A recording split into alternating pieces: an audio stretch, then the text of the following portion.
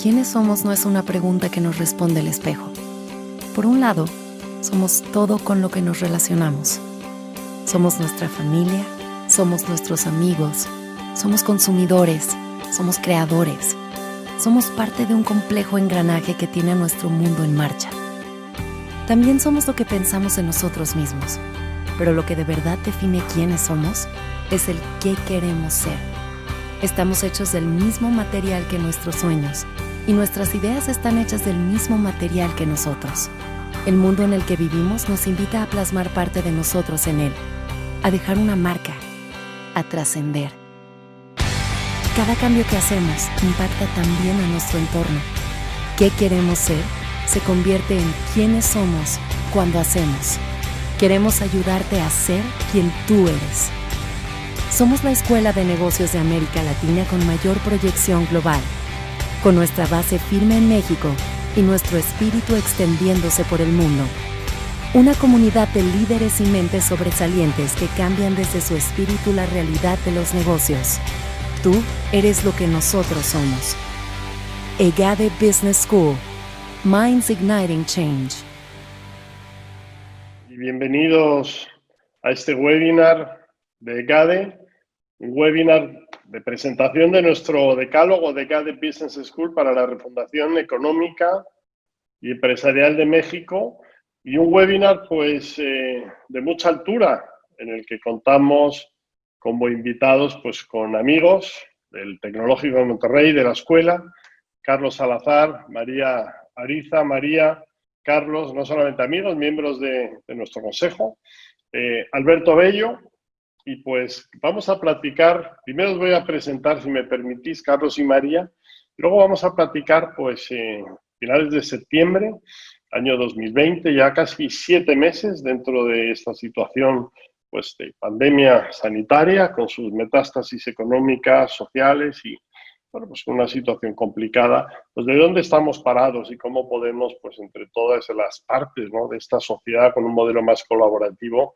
salir adelante. Si me permitís muy brevemente, María Ariza es directora general de la Bolsa Institucional de Valores, Viva, y la verdad es que pues con una formación de primer nivel y pues experiencia emprendedora, experiencia en el sector financiero, y pues como antes decía, pues una persona muy próxima, con mucho criterio, muy respetada y muy amiga del TEC, de EGADE y mía en lo personal. María, muy buenas tardes, muy bienvenida. Gracias Ignacio por la invitación, un honor. Carlos Salazar, pues muy conocido Carlos, hoy como presidente del Consejo Coordinador Empresarial de México.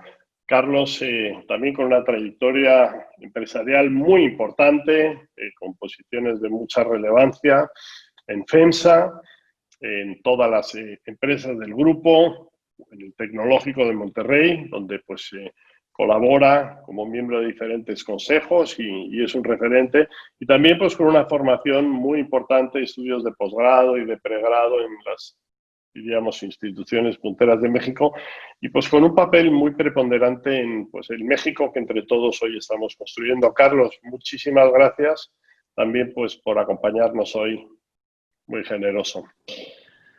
Muchas gracias por la invitación, siempre un placer estar dentro del TEC de Monterrey.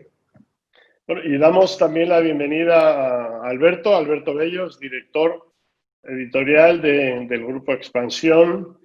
Como vais a notar en un momento, los que no lo conocéis por su acento, pues es compatriota mío, y tras una trayectoria formativa y profesional en el sector de medios de comunicación, Alberto llega ya en el año 2000 a México y desde entonces pues ha trabajado en medios de comunicación muy relevantes como el Universal y ya desde también el 2004 en el Grupo Expansión, donde hoy, como decía, es director editorial del grupo.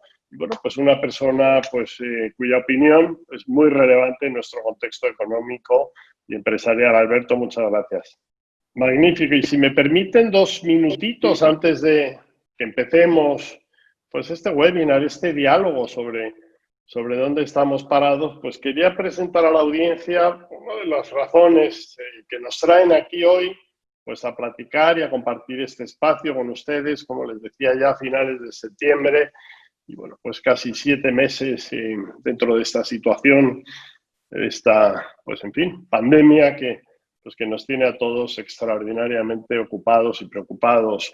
EGADE Business School, como ustedes conocen, pues una de las escuelas de negocio líderes en México y en Latinoamérica, y en el ejercicio de su responsabilidad llevamos 7 meses trabajando muy fuerte con nuestros profesores, con nuestros públicos, con nuestros alumnos, con las familias, con las pequeñas y medianas empresas en México, pues en aportar ayuda, en aportar de alguna manera apoyo en esta situación y por supuesto pues en pensar en cómo construimos pues ese futuro mejor para todos nosotros, con todo lo que ello implica.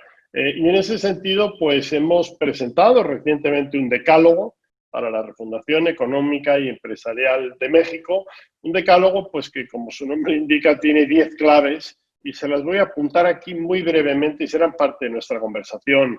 La primera es pues cómo somos capaces de desarrollar un modelo más consciente e incluyente de hacer empresa, cómo construimos sociedades y organizaciones más resilientes hacia el futuro, cómo situamos al ecosistema emprendedor como un eje fundamental de nuestra recuperación, pues cómo seguimos trabajando para no dejar a nadie atrás, cómo invertimos como país, como sociedad en desarrollo, en educación, en generación de oportunidades. Por supuesto, cómo aprovechamos nuestro punto 5, las oportunidades de un nuevo esquema de globalización que hoy se está construyendo y de regionalización del comercio. Todos estos términos del nearshoring y lo que nos afectan en México, sí somos capaces de aprovechar oportunidades pues, de proximidad con grandes áreas productivas como Estados Unidos. ¿Cómo abrazamos, una vez más, como sociedad y como economía, la transformación digital y la cuarta revolución industrial, que no son aplazables? ¿Cómo apalancamos la recuperación económica en sostenibilidad, en inversión, en innovación? ¿Cómo impulsamos a la persona, al talento, a través pues, de sistemas educativos conectados? Noveno, y ya casi acabando, ¿cómo potenciamos la gobernanza global, la colaboración, el multilateralismo en nuestras sociedades? Y finalmente, pues cómo somos capaces de forjar liderazgos colaborativos y transparentes que acaben con lo que ya en enero nos anunciaba el World Economic Forum como una de las peores crisis de liderazgo en la historia reciente de la humanidad. Esta es la propuesta que poníamos encima de la mesa desde EGADE Business School y evidentemente pues, es una propuesta abierta a la colaboración y la participación pues, del sector público, de la iniciativa privada, de las instituciones de educación. Y con eso ya, si me permites, María, pues te voy a lanzar a ti una primera pregunta. Esta bolsa institucional de valores que capitaneas tiene un importante foco en la sostenibilidad corporativa, en promover prácticas de inversión sostenible, en un compromiso con iniciativas y desarrollos de bolsas de valores sustentables. En nuestro decálogo hablamos de esto, de la necesidad de apalancar la recuperación económica en estos ejes, en la redefinición de empresas y sectores que reciban inversión. ¿Cómo articulamos un cambio de empresas hacia modelos más justos, más responsables, más inclusivos, más avanzados, pues con la sociedad y con el medio ambiente? Pues bueno, muchísimas gracias, Ignacio. Definitivamente un tema muy importante para Viva, para México y para el mundo, ¿no? América Latina y México, que obviamente formamos parte de esta región, tenemos retos urgentes que hacen que nos encontremos en desventaja en términos internacionales en aspectos como industria, innovación, desarrollo de infraestructura, desigualdad, injusticias, falta de solidez en nuestras instituciones, ¿no? Pero además tenemos un rezago en término ambiental, ¿no? Hemos logrado transitar hacia modelos de producción agrícola o energética que sean más sostenibles, que reduzcan nuestro impacto en el medio ambiente, ¿no? Y todo esto, pues obviamente se intensifica con el COVID. ¿Cómo podemos apoyar, y déjame irme desde la perspectiva bursátil, a cerrar esta brecha en términos de sustentabilidad, sostenibilidad y, como dices tú, igualdad y ahora sí que características y factores que todos desearíamos, ¿no? Y otra vez, desde la perspectiva bursátil, creo que el mercado tiene un papel muy, muy relevante en lograr que el gobierno y que las empresas de este país, y obviamente cada mercado de su país, transiten a estos modelos de ESG, ¿no? no solamente, obviamente, con un impacto ambiental, pero también un impacto social y un impacto de gobierno corporativo. Y entonces estamos intentando desarrollar y ofrecer productos y soluciones, estrategias impulsadas a ofrecer este tipo de listado y de instrumentos para los inversionistas, ¿no? En México existen ya varios tipos de estos instrumentos disponibles para gobiernos y para empresas para levantar recursos y destinarlos a proyectos sustentables. Por ejemplo, tenemos los bonos verdes, los bonos temáticos, bonos forestales, bonos azules, bonos rosas, y bueno, de todo tipo. En Viva específicamente hemos tenido, la verdad, que muy buenas emisiones en el pasado. Estamos viendo definitivamente una atracción por parte de los inversionistas hacia estas temáticas. Los inversionistas se están moviendo hacia un modelo mucho más de largo plazo, centrado en este tipo de prioridades. Y, por ejemplo, en Viva, pues hemos tenido fondeo, ¿no?, de bonos verdes importantísimos, bonos forestales, el primer bono forestal a nivel Latinoamérica, pero también nuestro IPO, que fue el primer IPO con el que rompimos sequía en México de 3 años, fue una emisión de energía fotovoltaica renovable, de uso para toda Latinoamérica. Creo que fue la verdad que una importantísima posición para México, liderando la región en términos de sustentabilidad. Entonces, creo que en ese sentido, Viva, pues en la parte del listado, muy activo. Tenemos también un índice que le llamamos FTSE for Good, en donde tenemos englobadas a las empresas mexicanas que cumplen con los estándares de liquidez y capitalización, y en la parte de ESG. Entonces, estamos muy enfocados dándole muchísima prioridad, muchísima visibilidad. Ahora estamos por sacar nuestro vehículo de inversión, que va a ir, digamos, buscando seguir, traquear a este índice, y obviamente buscando que le demos bursatilidad, visibilidad a las empresas que están dentro de este índice. Pero además, creo que una de las labores más importantes del mercado, Ignacio, no nada más es el tener los listados, pero el educar a nuestros inversionistas. Obviamente nuestros inversionistas institucionales, como lo dije, están enfocados y tienen prioridades ya de buscar este tipo de emisiones, pero nosotros, los inversionistas de a pie, los que tal vez no conocemos los instrumentos que están allá afuera y que tienen estas características, ahí estamos haciendo una labor muy importante de educación, de buscar espacios en donde poder pues, ¿no?, animar, confirmar el deseo de muchos inversionistas de irnos acompañando y transitar hacia modelos más sostenibles, ¿no? Creo que la pandemia, pues, no ha frenado este boom de la inversión de impacto, al contrario, ¿no? Creemos que definitivamente son tendencias que irán incrementándose, y pues en los momentos en que el gobierno está enfocando prioridades y esfuerzos financieros para enfocar a resolver este tipo de crisis, creo que cae en la responsabilidad de las empresas y del sector financiero el poder pues intervenir y llenar este espacio que tenemos ahí disponible, de cómo llevar las emisiones y la inversión hacia modelos que busquen igualdad, que busquen condiciones de impacto social, de impacto ambiental y de gobierno. Muchas gracias. Bueno, muchas gracias, María, por esta primera intervención. La verdad, impresionante lo que se está haciendo en este ámbito desde Viva, desde la Bolsa Institucional de Valores. Carlos, tu turno para la pregunta, para el comentario. Y quería preguntarte sobre el decálogo. Este decálogo de liderazgo ha sido clave en iniciativas similares a la que estamos hoy planteando del decálogo. Como pues presidente del Consejo Coordinador Empresarial habéis lanzado 68 ideas, recomendaciones para el acuerdo nacional. ¿Cómo podemos hacer para que las empresas se suban a este tipo de movimientos que vosotros demandáis desde el Consejo Coordinador y en EGADE desde el decálogo, Carlos?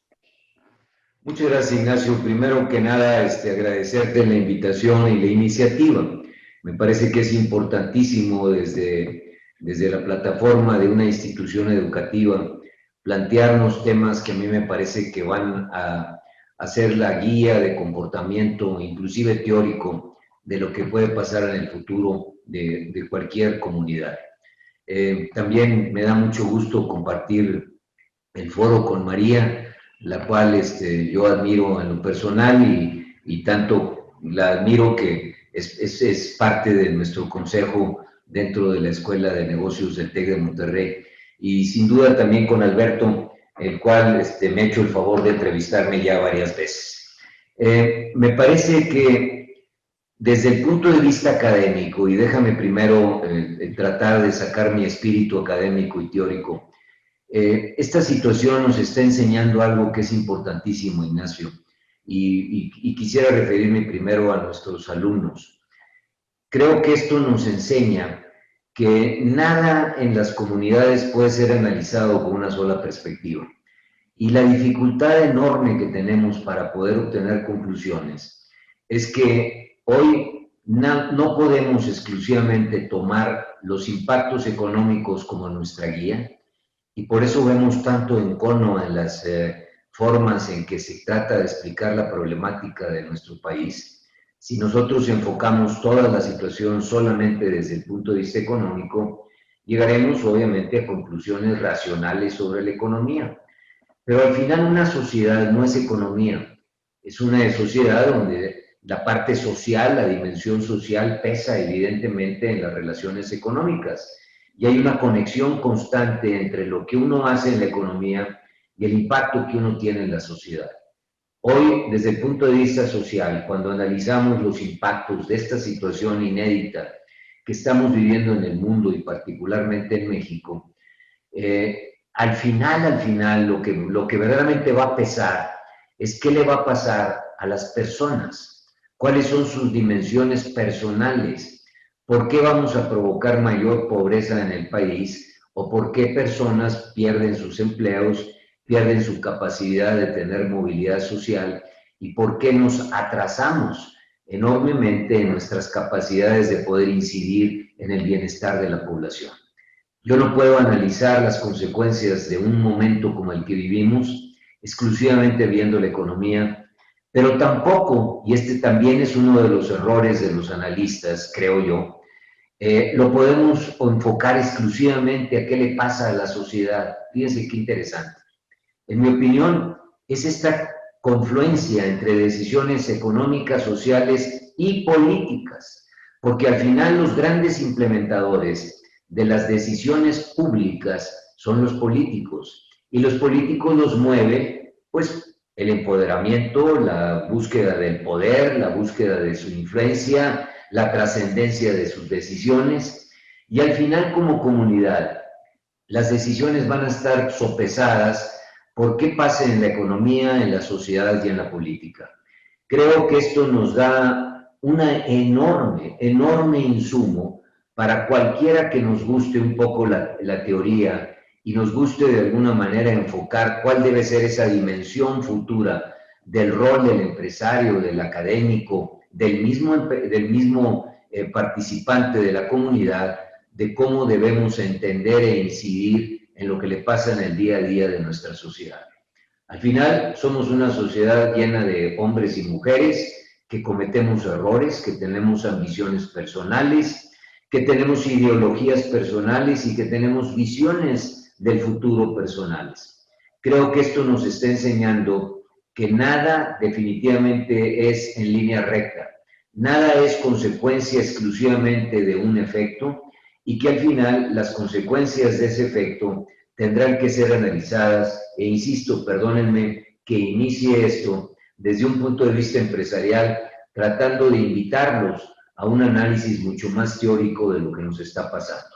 Me atrevo a hacerlo porque estoy hablando en una universidad y al final en una universidad nos tenemos que plantear la profundidad que esto implica y cuando menos para mí ha sido una preocupación tratar de entender que cosas que pueden parecer muy racionales económicamente no necesariamente tienen la racionalidad social y cosas que pueden tener peso social no necesariamente tienen la racionalidad política que el momento indica y que al final los que sepan leer esta interacción entre la esfera económica, social y política son los que podrían llevarnos a mejores decisiones.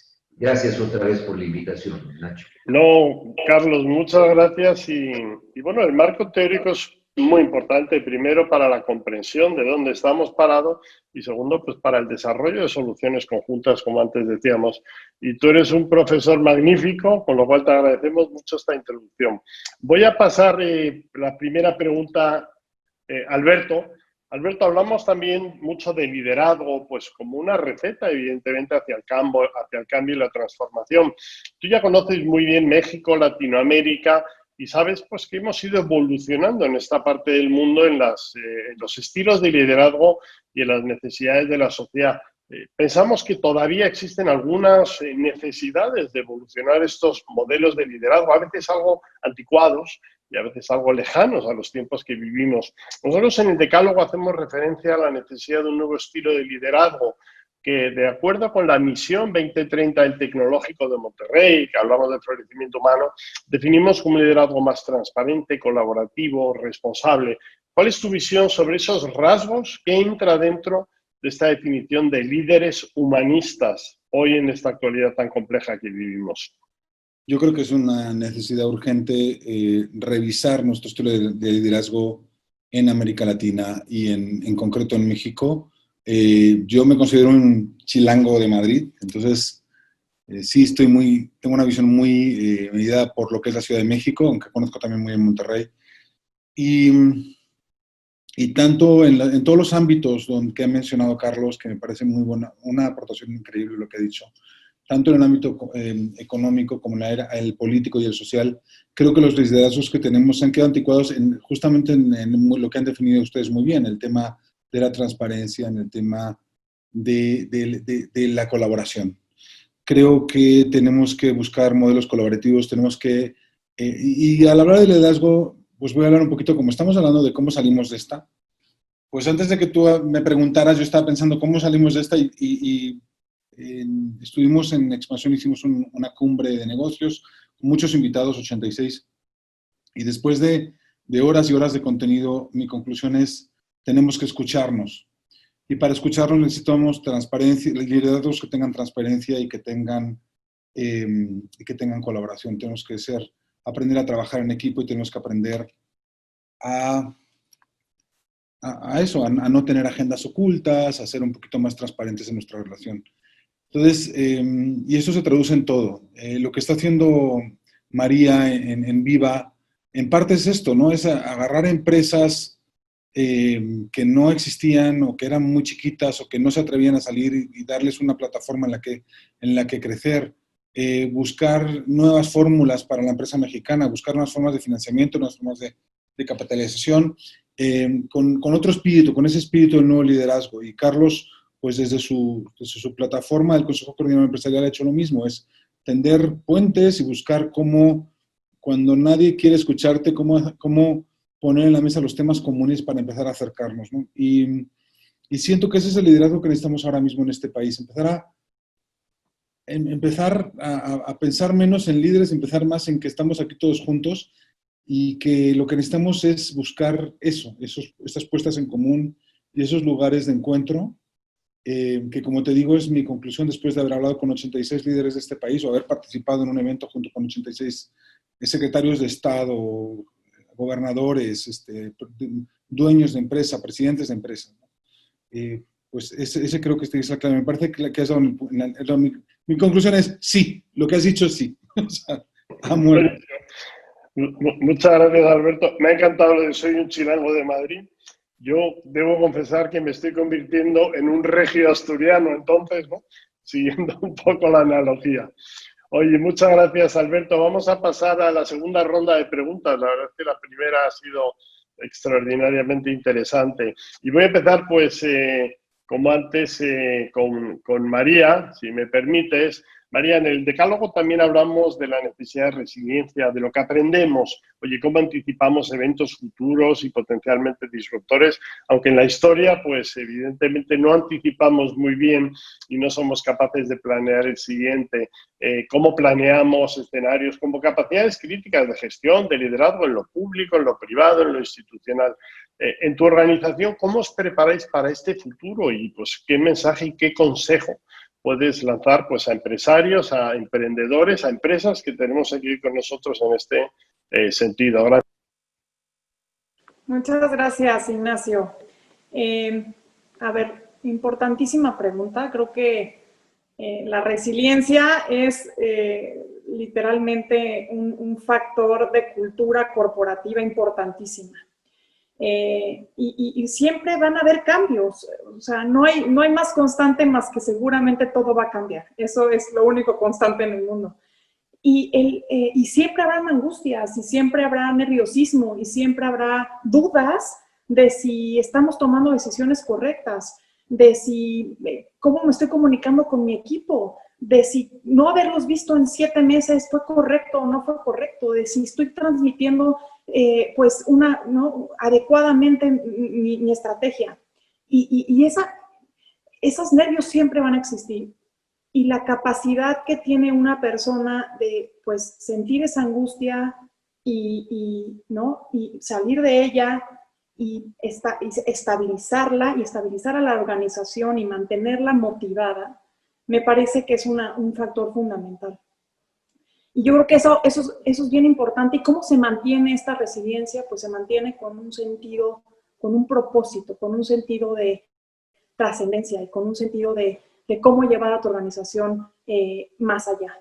Entonces, me parece que esa es digamos, la primera receta que creo que le diría yo a las empresas, tener esa visión de propósito, tener obviamente a los equipos con mucha capacitación y con obviamente los líderes necesitan nutrirse y necesitamos que nos apoyen y yo creo que líderes resilientes que obviamente logren transitar estos momentos de cambio, ¿no? Pero me parece que no nada más estamos hablando de esta parte que me parece importantísima, pero ¿cuáles son, digamos, hacia futuro las empresas que también van pues, a seguir este camino? Pues son aquellas que tengan en su concepción los cambios que ya se dieron, y los cambios fueron, pues son importantes y tienen que tomarse en cuenta para la siguiente toma de decisiones y para seguir siendo competitivas, ¿no? Y te diría, pues uno es que las personas y los empleados van a requerir bienestar social, van a cuidar mucho más de su salud, de sus familiares, y como empresarios y como empresas tenemos que estar conscientes de que esa es una de las nuevas realidades. La segunda, te diría yo, es habrá una como concepción hacia productos pues tal vez menos costosos, pero que sigan cumpliendo con esta tendencia ESG que hablábamos en la primera pregunta, ¿no? Aquellos que estén buscando hacer un impacto real, que como empleados o como pertenecientes a una comunidad queremos desarrollar. Entonces, buscar esa tendencia, por supuesto, en el futuro. La tercera, obviamente, la parte digital, que sabemos que vino a cambiar y la forma de cómo transitamos. Y yo te diría, una bien importante que quiero resaltar, es la visión como futurista de las empresas, ¿no? Buscaremos o estaremos analizando detenidamente potenciales nuevas crisis y seguramente llevando al máximo o estresando al máximo nuestros modelos. Y para ello es necesario tener esa visión dentro de las empresas, o sea, tener acceso a esas personas que te puedan dar ¿no? esos consejos, esa visión. Y en ese sentido, me parece que una de las cuestiones más importantes que quisiera resaltar a las empresas es buscar consolidar un consejo de administración sólido, que tenga visiones, que tenga acceso y que pueda darte pues diversidad de puntos de vista, y institucionalizar tu empresa. Creo que es lo más importante de cara a futuro, de cara a las siguientes crisis, de cara a los cambios, tener una empresa sólida, con un gobierno corporativo sólido, con un consejo de administración que te deje ver y que te deje tomar, digamos, con todas las visiones, una estrategia que lleve a la empresa por los cambios y digamos, las nuevas crisis que pueden venir. Y pues creo que, te diría yo, Ignacio, esas serían como las visiones que creo que la empresa tiene que enfocarse, institucionalizarse, siempre tener, ¿no? A su talento, ¿no? a sus empleados por delante, adelante de cualquiera de los objetivos financieros. Esa debe ser nuestra prioridad y pues velar porque todas estas características que acabo de tomar pues se toman en cuenta desde el board. Muchas gracias, María. Estabas en la última parte poco de tu argumento hablando de la persona al centro y hablando pues de propósito. Me gustaría preguntarle a Carlos. Carlos, vosotros desde el Consejo pues fuisteis de las primeras organizaciones empresariales en el mundo. Pues en mi track record, al menos después del Business Roundtable, pues un primer grupo empresarial muy relevante. ¿Qué os manifestasteis sobre el propósito de las organizaciones? Publicasteis y desde el tecnológico pues fuimos parte muy modesta de ese esfuerzo, la dimensión social de las empresas, en el cual pues básicamente hacíais una reflexión muy importante sobre este tema de capitalismo del accionista versus capitalismos o diferentes modelos, ¿no? Modelos más basados en el valor compartido a nuestros empleados, a los colaboradores, a las comunidades, al mundo, al planeta. ¿Cómo estás viendo cómo cala este mensaje de propósito en tu entorno empresarial, Carlos? Sí, yo creo que finalmente, creo que los empresarios se están dando cuenta y nosotros tratamos de leer eso a través del documento que emitimos en febrero de este año, que le hemos llamado la nueva dimensión social del empresariado en México. Ha habido iniciativas, como bien dices, Ignacio, sobre todo en Europa y en Estados Unidos, de volverse a replantear cuál es el rol del capitalismo y de la forma en que nosotros podemos hacer negocios en el mundo, y que si es el hacer y dejar hacer, dejar invertir, es suficiente para una sociedad. Y yo creo que todos estos planteamientos profundos han llegado a un planteamiento de cuál es verdaderamente ese rol que el empresario juega en una sociedad. A mí me parece básico, porque el empresario al final es el actor primordial de la creación de bienestar en una sociedad. Y si nosotros partimos del principio de que lo que buscamos es incrementar el bienestar de una sociedad donde todos obtengan una mayor ventaja y nadie se nos quede atrás, y tener una sociedad donde desde el punto de vista económico y social podamos tener mejores condiciones de vida, creo que el revisar cuál es el impacto que como empresarios debemos de tener es enormemente importante. Y aquí empiezan a ser prioritarios situaciones en las cuales no nos habíamos enfrentado en los años pasados. Y hablo desde la igualdad de género, desde la igualdad de ideologías, desde la no discriminación, desde la participación activa de cualquier persona dentro de su sociedad, desde esa dimensión social del empresario que va mucho más allá de las barreras o de las bardas de la empresa, sino cómo impactas a tu comunidad, cómo de alguna manera puedes usar tu poder de convocatoria para incidir positivamente en la sociedad, cómo tu responsabilidad primaria es con tus trabajadores, con tus responsabilidades básicas. Fíjate qué interesante, Ignacio. No es plantearte la responsabilidad solamente como empresario, sino tus obligaciones. Paga tus impuestos a tiempo, revisa tu normatividad, cumple con las responsabilidades que tienes con la estructura legal a la cual tú estás expuesto. Todos estos temas habían sido quizás secundarios a veces para el actuar diario de un empresario. Y al final de todo esto, Ignacio, ese planteamiento de cuál debe ser el rol del empresario en relación con la autoridad. Y aquí nos topamos también otra vez con una gran discusión ideológica, y vuelvo a sacar ese espíritu académico que necesitamos tener, y sobre todo en una conferencia de esta naturaleza. ¿Cuál debe ser el rol? ¿Cómo debemos nosotros jugar un rol que evidentemente es público? Nos debe interesar el mundo público.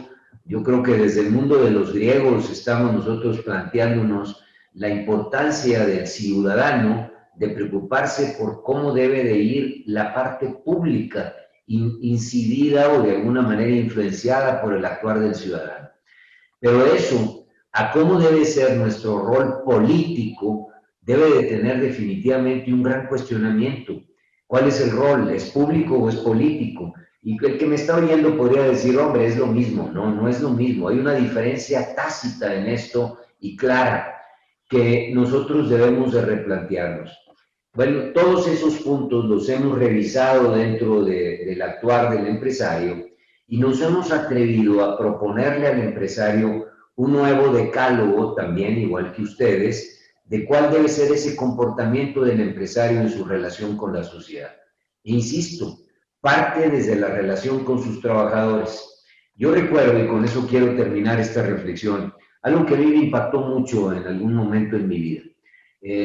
Alguien, igual que lo estamos haciendo el día de hoy, que nos explicaba que nada tiene sentido si tú hablas de responsabilidad social y te preocupas de cuál debe ser el uso del agua en el mundo y cuál debe ser el cambio climático y cómo debe estar la protección de los elefantes y las jirafas del mundo, cosas todas muy positivas, pero no te preocupas de cuál es la situación de las pensiones de tu trabajador, de la relación tuya con tu empleado, de la relación de cómo va definitivamente a retirarse.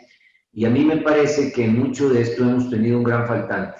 Nos parece que la responsabilidad es muy sencilla cuando toca este tipo de temas que son un poco etéreos y al final pues que nadie puede estar en contra, nadie queremos que se mueran los elefantes ni las ballenas del mundo, pero cuando eso te toca en la decisión de la pensión de tu trabajador, eso es lo más importante que debería de tener la prioridad de tu actuar. Y eso es lo que nosotros hemos tratado de replantear, priorizar y evidentemente no dejarnos de preocupar de los temas fundamentales que nos preocupan a nivel mundial, pero iniciando con los temas que te preocupan por tu propio trabajador.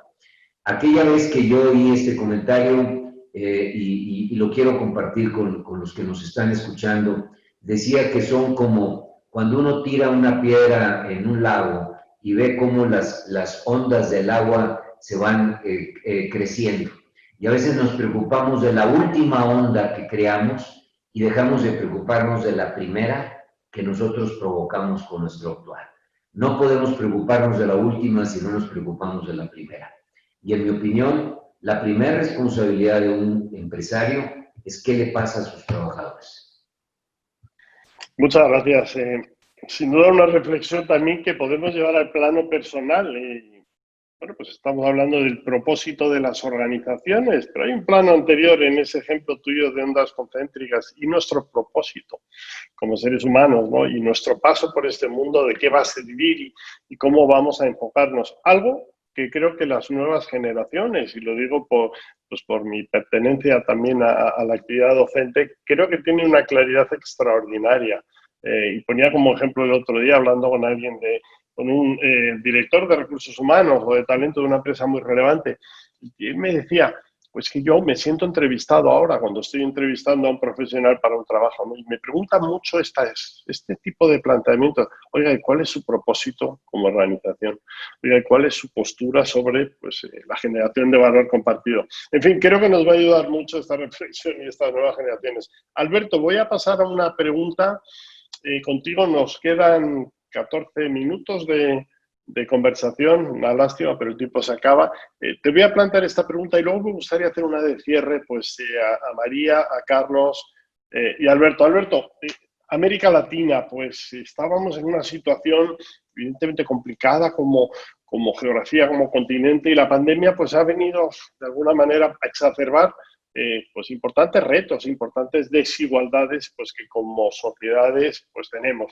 En el decálogo los profesores de GADE abogan por no dejar a nadie atrás, por invertir en desarrollo, en educación, en generación de oportunidades y especialmente en esas poblaciones más vulnerables, esas pequeñas y medianas empresas, esa sociedad a veces pues, con un grado de informalidad importante que sufre de forma muy aguda los efectos de esta crisis y que gráficamente pues, no han podido hacer home office y este tipo de cosas en los que pues, otra sociedad más privilegiada sí ha podido acceder. En tu opinión, ¿cómo reactivamos la economía priorizando la creación de oportunidades y cómo logramos pues, una colaboración más potente de inversión pública o privada en este tema de educación, formación y desarrollo?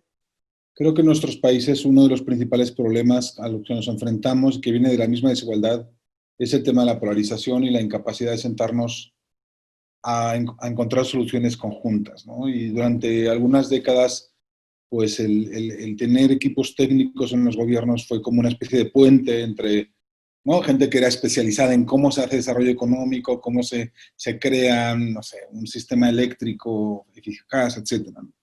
Y eso entró en crisis hace una década, 2 décadas más bien, con determinados países, y ahora en México lo estamos viviendo, ¿no? Cómo la desigualdad ha hecho que ya incluso el discurso técnico esté descartado. Y yo siento que tenemos que recuperar un poco la cordura y sentarnos. Y yo creo que uno de los problemas de América Latina, siendo la polarización, la solución tiene que ser llegar a una especie de acuerdos nacionales, como los que hubo en algunos otros países. Creo que en España es un caso interesante en los años 70, ¿no? Después de la dictadura, pues con grandes costos por muchos lados, la gente supo renunciar a cosas para sentarse a buscar cómo levantaban el país en plena crisis de los años 70.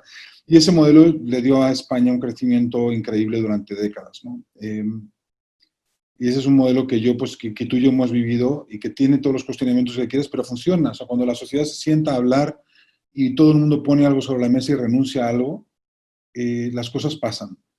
Y creo que en América Latina no estamos haciendo eso. Creo que estamos en un ambiente donde justamente negamos la existencia del otro o cuestionamos el derecho del otro a existir y a opinar. Eso es más evidente que nada en las redes sociales, pero también pasa en la política cotidiana, en la conversación, y creo que eso no nos está ayudando, ¿no? Creo que tenemos que recuperar un poco el discurso profesional, de los profesionales, los que saben de los temas para resolver los problemas de fondo. Creo que eso que nos están enseñando las empresas del valor compartido y del propósito, no estaría mal que lo compartieran también la clase política y lo compartieran también los gobiernos y la administración en cada secretaría, al entender que no solo generan valor para su clase política o para su partido o para su gobierno, sino que también para sus empleados. Hoy actualmente en México los empleados gubernamentales pues no están en el mejor de sus momentos. Pero también sus clientes, los que vamos a una oficina pública, tampoco estamos en el mejor de nuestros momentos. Entonces, pues empezar a dejar de negar al otro y sentarnos todos a ver cómo resolvemos los problemas con un criterio técnico, con un criterio profesional. También renunciar en lo que haga falta a esos criterios profesionales si traen un beneficio mayor social, si vamos a acabar con determinados niveles de pobreza extrema, renunciando a cierto nivel de crecimiento, pues es totalmente aceptable, porque va a traer un crecimiento mayor a largo plazo.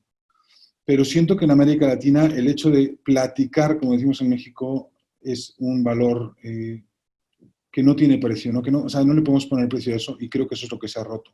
Otro tema es el asumir todos, ¿no? El tema de la pobreza y la desigualdad como un reto que todos tenemos que resolver y que no solo depende de un gobierno elegido democráticamente, sino que también depende de lo que podemos poner empresas, lo que podemos poner pues, también los periodistas que seguimos el día a día de la actualidad, y que no dejemos de ver eso, porque eso es lo que ha llevado a una situación de polarización tan extrema, ¿no?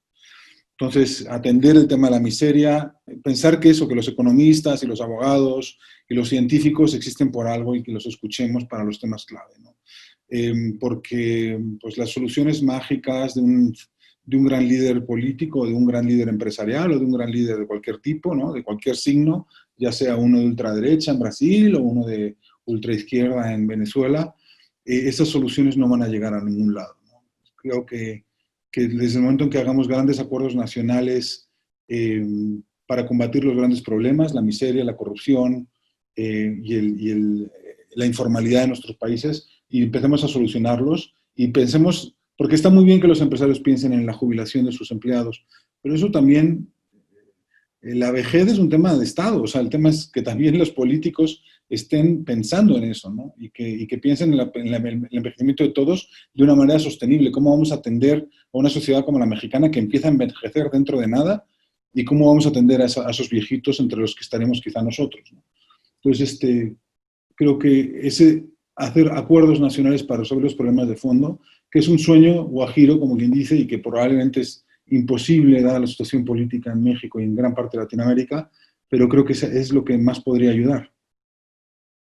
Bueno, pues nos das una solución de momento difícil por lo que has mencionado, muy difícil de conseguir. Hoy, colaboración en un estado de polarización en muchas sociedades, no solo en esta parte del mundo. Miramos hacia el norte, miramos hacia nuestra querida Europa, pues estamos en una situación complicada. Tengo una última pregunta y os la quiero trasladar. Nos quedan como 8 Perdón un segundo, Ignacio. Lo que sí te digo también es, y que cada cual de nosotros haga su trabajo y haga lo que hace lo mejor posible y con mucha claridad y mucha... No, esa es la otra parte, ¿no? Pero sí. No, sin duda. La responsabilidad empieza por todos y cada uno de nosotros, sin duda. Última pregunta que os quería plantear para estos 7 minutos que nos quedan de diálogo.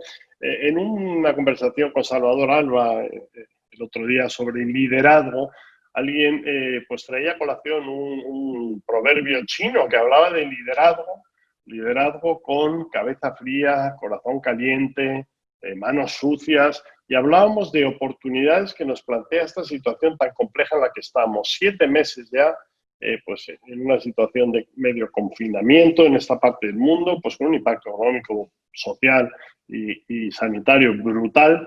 Pero bueno, pues toda buena crisis evidentemente pues también nos empuja a diseñar soluciones y a crear oportunidades para el futuro.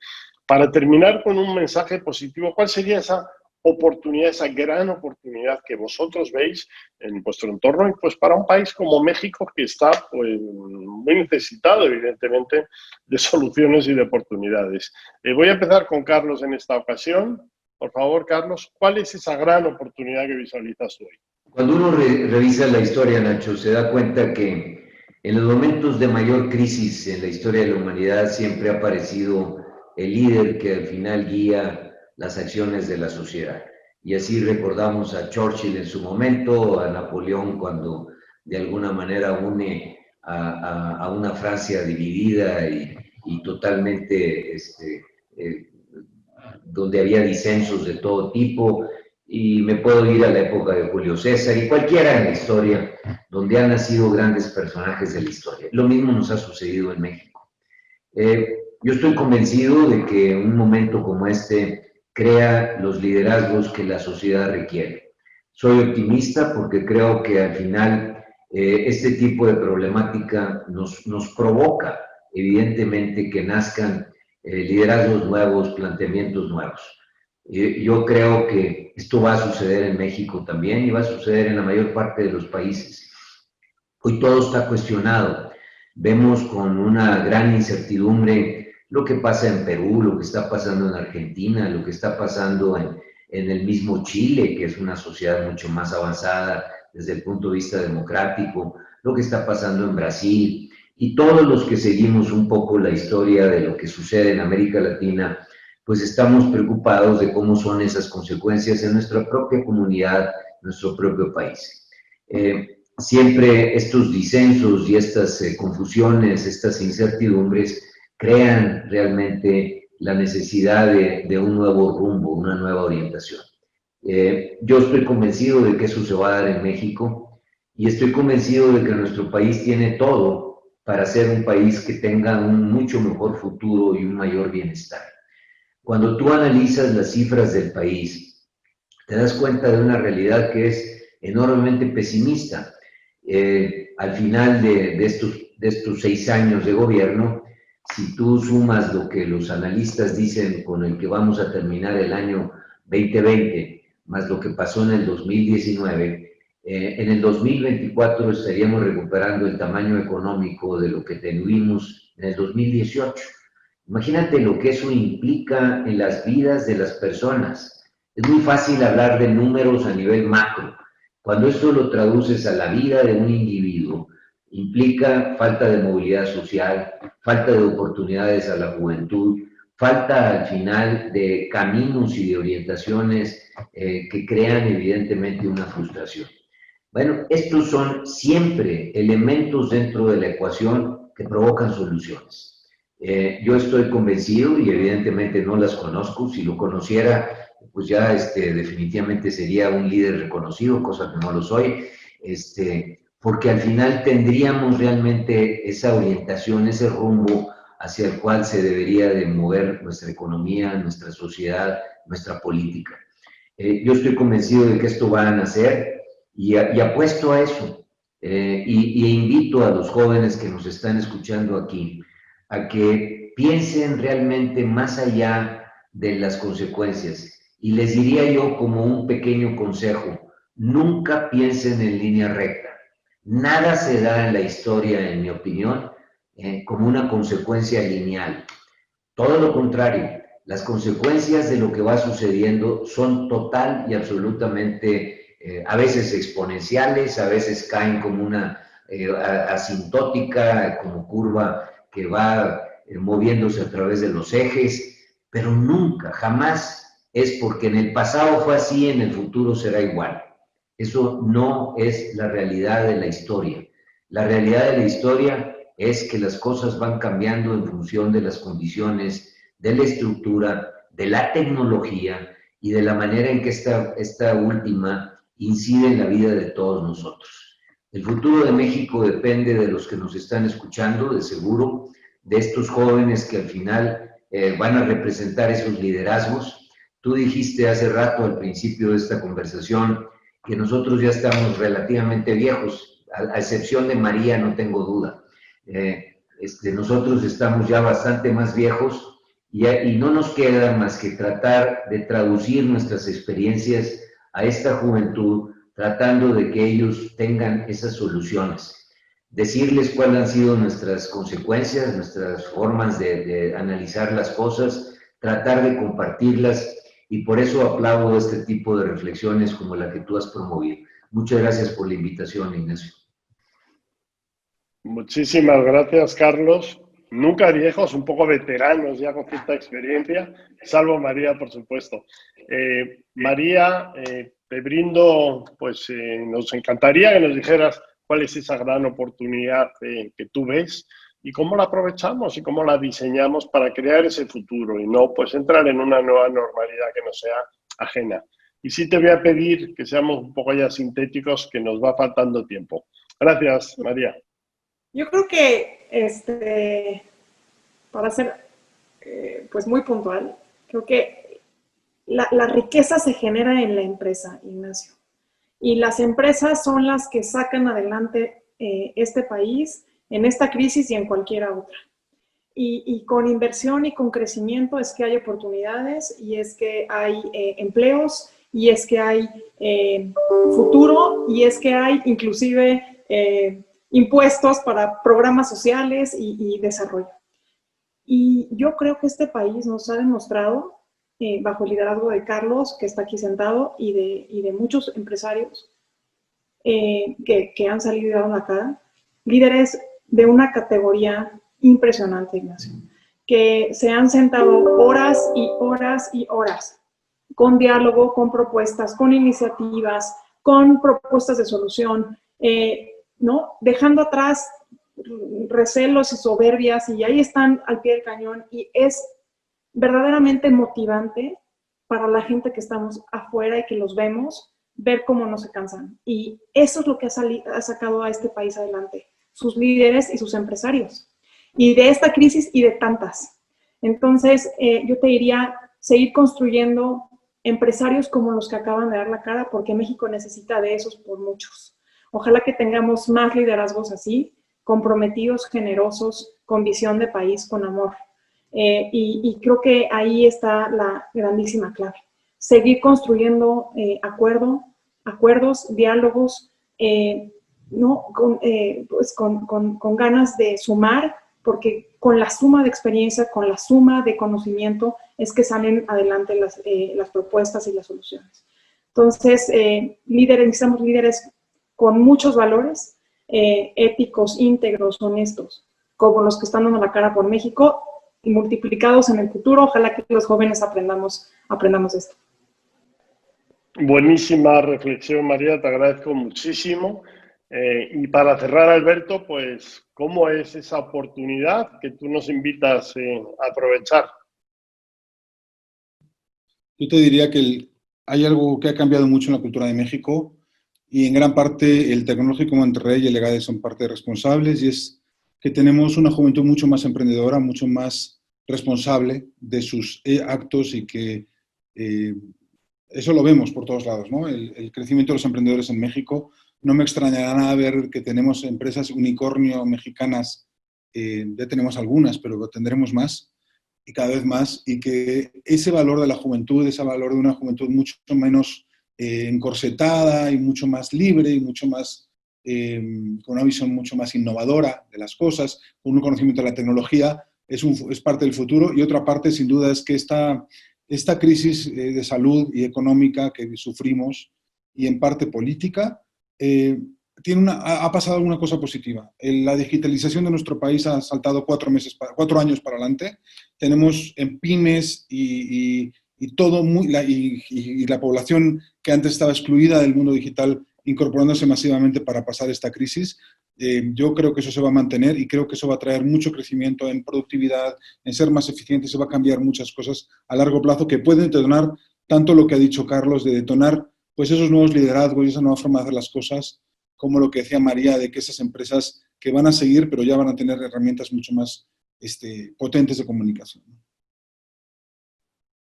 Pues muchas gracias, Alberto. Y vamos a llegar ya al final de esta sesión, de este webinar de hoy. Y pues creo que hay muchos aprendizajes en vuestras palabras. Por resumir, algo que es muy difícil, ha habido mucha riqueza, pues creo que tenemos las herramientas para ser optimistas, para ser constructivos, para soñar y para diseñar ese futuro. Y ese es un futuro pues que pasa por el talento que hay en este país enorme, que está formado pues en universidades, en escuelas de negocio, pero también en emprendimientos de todo tipo. Necesitamos empresarios, y tenemos muchos y muy buenos, tenemos que seguir ese camino.